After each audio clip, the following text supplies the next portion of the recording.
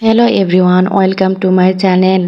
আপনারা তালের অনেক ধরনের পিঠা খেয়েছেন, কিন্তু তালের এই দুধ রস পিঠা কখনো খাননি।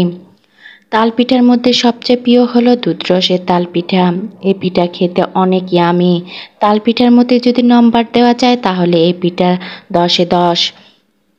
এই পিঠা বিশেষ করে আমার নানির হাতে সবচেয়ে বেশি মজা, আর সেই মানুষটি আমাদের মাঝে নাই।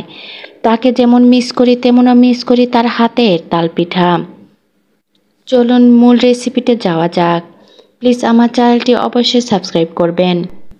একটি হাঁড়িতে 1.5 কাপ পরিমাণ তালের পিউরি গরম করে নিচ্ছি, কারণ উষ্ণ গরম তাল ব্যবহার করব বাটার তৈরি করতে। এতে পিঠা অনেক সফট হবে এবং ভিতরে ফাঁপা হবে।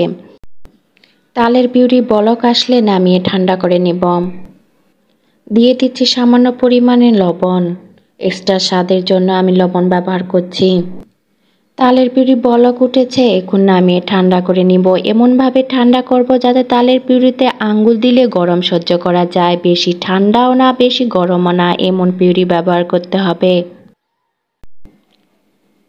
তালের পিঠার বাটারের জন্য এখানে বোল নিয়ে নিয়েছি। এখন তালের পিউরি ঢেলে দিচ্ছি। তালের পিউরিতে দিয়ে দিচ্ছি শুকনো চালের গুঁড়া। আপনারা ভিজা চালের গুঁড়া ব্যবহার করতে পারবেন। অল্প অল্প করে চালের গুঁড়া অ্যাড করছি। এখানে 1 কাপের একটু কম চালের গুঁড়া লেগেছে। তালের পিউরির ঘনত্বের উপর নির্ভর করে চালের গুঁড়া বেশি লাগবে না কম লাগবে। আমি অল্প অল্প করে অ্যাড করছি।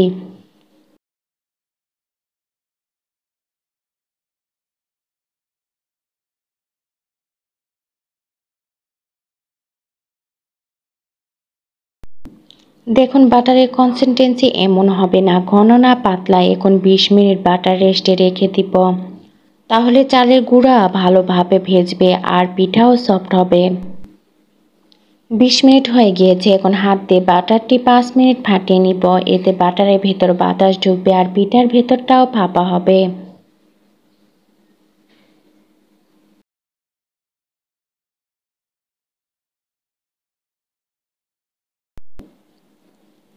প্যানে পিঠা ভাজার জন্য পর্যাপ্ত পরিমাণে তেল দিয়ে দিয়েছি। তেল গরম হয়ে আসলে অল্প অল্প করে বাটার দিয়ে তেলে ছেড়ে দিব। বাটার ছোট ছোট বলের মতো করে দিয়ে দিচ্ছি। আমি গোল করে দিয়ে দিচ্ছি। পরে দুধে ভিজলে দেখবেন রসমালাইয়ের মতো লাগবে।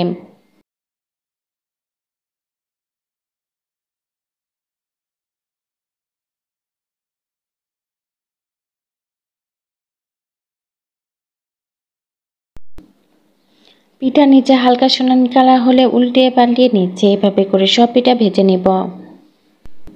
খুব কড়া করে পিঠা ভাজবো না, হালকা সোনালি কালার হলে নামিয়ে পিঠা ঠান্ডা করে নিব।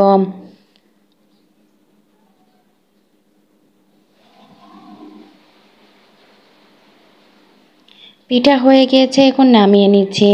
এভাবে করে সব পিঠা ভেজে নেব। পিঠার প্রতিটি ব্যাচ হতে 5 থেকে 6 মিনিট সময় লেগেছে আমার। পিঠাগুলো তেল থেকে এভাবে ঝেড়ে ঝেড়ে নিব, তাহলে অনেকটা তেল ঝরে যাবে এবং কিচেন টিস্যু পেপারে রেখে দিব, তাহলে এক্সট্রা তেলও আর থাকবে না। এখানে 2 কাপ গরুর দুধ জাল করে নিচ্ছি। আপনারা গরুর দুধের পরিবর্তে প্যাকেটের দুধ ব্যবহার করতে পারবেন। দুধ 5 মিনিটের মতো জাল করে নিব। এই পর্যায়ে অন্য একটি হাঁড়িতে পিঠার রসের জন্য দিয়ে দিচ্ছি 1 কাপ পরিমাণে পানি। পানিতে দিচ্ছি 3/4 কাপ নারকেল কোড়া।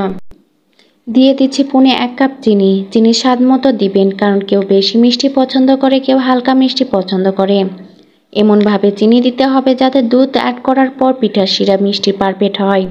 দিয়ে দিচ্ছি 2টি সাদা এলাচ এক্সট্রা ফ্লেভারের জন্য। এখন চুলার জাল লোতে রেখে দিয়ে দিচ্ছি ঠান্ডা হওয়া তাল পিঠা। আমি তাল পিঠায় কোনো চিনি ব্যবহার করিনি, কারণ আমি শিরায় ভেজাবো বলে শিরাতে চিনি দিয়েছি।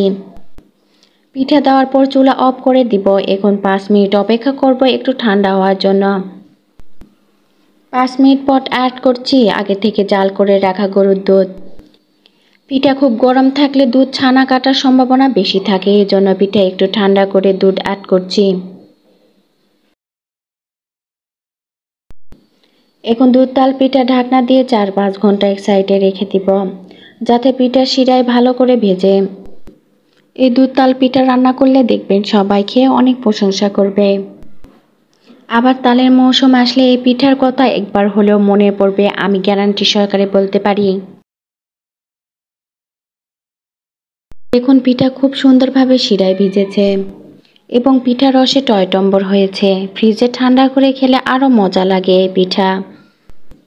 আমার ভিডিও ভালো লেগে থাকলে অবশ্যই আমার চ্যানেলটি সাবস্ক্রাইব করবেন। আজ এই পর্যন্ত, আগামীকাল অন্য কোনো রেসিপি নিয়ে হাজির হব।